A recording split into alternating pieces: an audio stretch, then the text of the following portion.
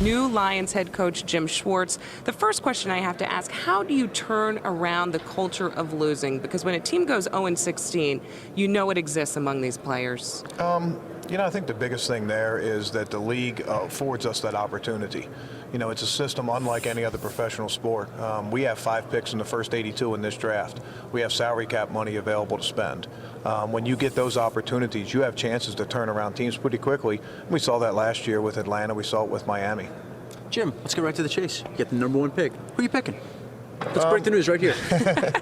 Yeah, let's hold off on that a little while.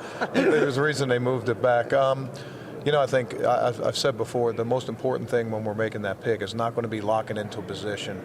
It's going to be selecting the right person regardless of position, because that is a special thing. There's so much money involved. It's not just the player's talent. It's a lot of other things go into it. Do you look at it like a combination? You mentioned all those picks, 5 of the first 82, 3 of the first 33. Do you look at it perhaps as saying, okay, if we get a quarterback, maybe we go quarterback at 20 or 33, and we go offensive lineman or something else early on? Do you look at it as combination picks, or do you look at it solely as a single pick? No, I think you probably have to look at a combination pick, but you have to be careful there also. I think a lot of people probably did that last year and thought that they could get one of those tackles in the second round, and all of a sudden there's a run. A lot of people predicted Joe Flacco to be, later in the first or in the second round, and all of a sudden it changes your plans. So I think you have to go on an individual basis, but you still have to have an idea of what your team needs are going in. What does a guy have to prove to you to be worthy of that top pick? Not only do you have to have the talent, but you have to get the right person. I've said before, it's a little bit like going to play blackjack. If you're playing at the $5 tables, you can make a lot of mistakes and lose $100 over the course of a couple hours. If you're playing at the $10,000 table, one bad decision can or $1 million table, as the case may be. Yeah, it can send you bankrupt. So not only do you have to get the talent there, but you have to get the right personality. You have to get somebody that embraces that. And a great example is Calvin Johnson on the Lions. Not only does he have talent, but he's the right kind of guy. He's a hard worker. And he was under discussion for that top pick a few years ago. Lions organization was lucky to get him at number 2, and he's been worth every penny. Jim, in previous years, teams have been so apprehensive to trade up to the top spot because of the money involved. Would you think, or do you expect to be fielding any calls with teams interested in moving up to the top slot, and would you be interested in moving back? I think you have to be open to everything, particularly this time of year.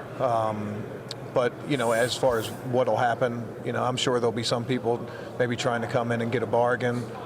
There might be somebody that really falls in love with a player that says, hey, we have to have him. I think maybe the last time that pick has been traded might have been Eli Manning. Yeah, I believe that's right. And that was even after the draft. So, there's deals that happen everywhere, all the way from March all the way up, even after draft comes around. Does this team have to get a quarterback in this upcoming draft? I think I've said before, you want to be long-term at the quarterback position. That doesn't necessarily mean it has to be draft. It could be free agency. There's a lot of other options that you can go, and that's part of the beauty of the NFL system is you have other answers other than just a draft. Now, we spoke about John Kitna before, but I'm just getting my producer Mayor saying there are reports out of Detroit saying that you're planning now to release John Kitna. Can you update us on that situation? No decisions have been made there yet. We got Dante Culpepper back under contract. We still have Drew Stanton, who was a high pick a couple years ago. Drew Henson's still there. We have a lot of options there. There's a lot of different ways you can go, and we want to try to explore every single option before we make any decisions. What is your priority coming in as a new head coach with the guys who have been there already and who have been through something that it would be so difficult to go through a whole season without winning one game?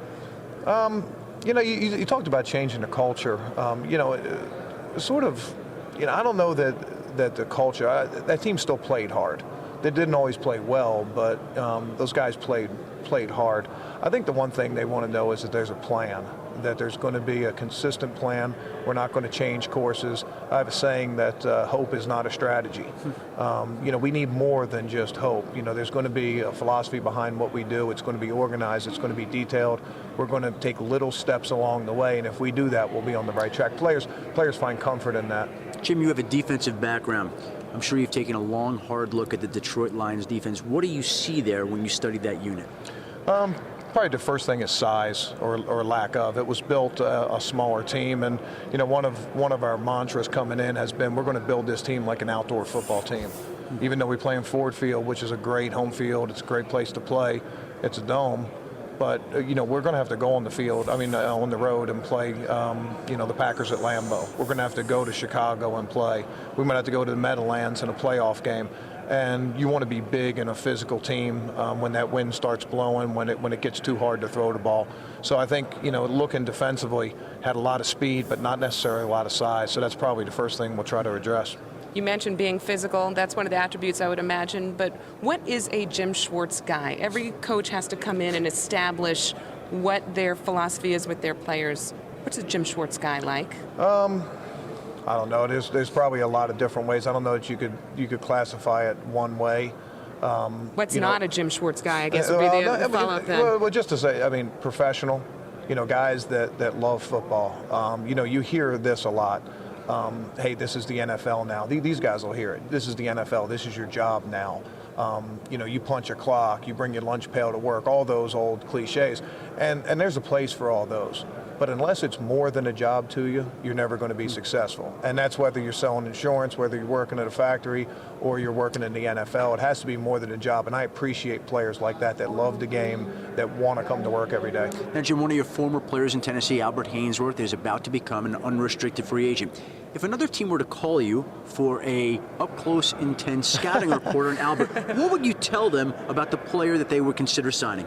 I probably won't be sharing much information with other teams at this point. Figuring we're in competition with 31 other teams. So if they did get a recommendation from me, they might have to be ready for a red herring. What did you learn about the situation with the Titans and everything that you went through this past season? I think a couple years, we're not in the position we were a couple years ago. The NFL has an ebb and a flow. From 1999 to 2003, I think we won more games than anybody in the National Football League. We saw a salary cap purge. We saw, years of 4-12 and 5-11, but we were able to get that back. And I think that's probably the biggest thing that came out. We went from there back to 8-8 to 10-6, and then 13-3 last year. Jim, you had been in Tennessee for so long and you had interviewed for so many head coaching jobs. Did you ever think that perhaps maybe it just wouldn't work out and you wouldn't get one of these 32 plum jobs? No, not really. I don't know if I've interviewed for as many as you put me out to be. It's like I'm an old maid or something. I think the biggest thing is it has to be a match. It's a little bit like getting married. Not only do you have to love them, they have to love you. And, not every match is going to work. And, I tried to be honest with myself. I tried to be true to myself and not say what a team wanted to hear. And I wanted them to sort of say, okay, hey, that's Jim. And whether they liked it or not, that was up to them. But rather than, maybe buying a bill of goods, so to speak, and then realizing they got somebody else, I just tried to be honest through the process. What's the question you're going to ask of these guys that you're interviewing for this top spot when they get in the room? What's the first question you want to know? I'm probably all over the board. I'll ask them a lot of the grease board or the no, just all over the board as far as different things. I'll see a guy with tattoos. I'll ask him what his tattoos mean. Some guys you sort of real aggressive and you'll sort of jump them and see how they react to that. The good thing is we don't have to draft. We don't have to recruit them. We just have to draft them. So you don't have to worry about ruffling any feathers in the interviews. Thank you so much for joining us. We really appreciate it. Good luck this coming season and in the draft, of course. Thanks. I'm just happy I don't have to put your name out there for any more jobs than you get.